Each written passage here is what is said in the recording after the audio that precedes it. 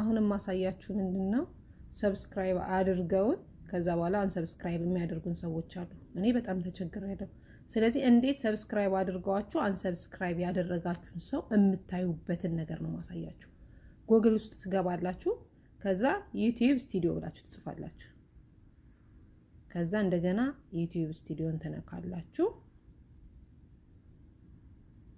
ከዛ ቀጥታ ወደዚህ ይገባል ከዛ እዚች ጋር በስተቀኝ በኩል ያለችዋን እቺን ዙም ታረጓትና ሲኦል የሚለውን ትጫኑታላችሁ ከዛ በኋላ ያያችሁ እዚህ ጋር አሁን 3 ሰው አንሰብስክራይብ አድርጎኛል ከዛ ቀኑን እየቀየራችሁ ለምሳሌ 90 ቀን ከሆነ 28 ቀን ከሆነ 7 ቀን ከሆነ 1 አመት ውስጥ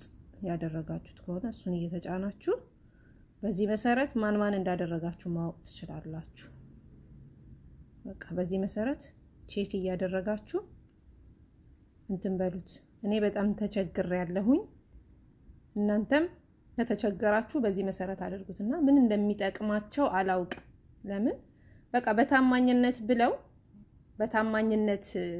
ካደረጉን በኋላ ለምን እንደሚያጠፉን ምንም ሊገባኝ አልቻለም ምንም የሚጠቀሙትም የሚጎዱትም ነገር አይኖርም ቢያደርጉን ማለት ነው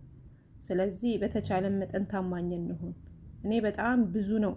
አንሰብስክራይብ የተደረኩት ይሄ የትላንትና ነው 3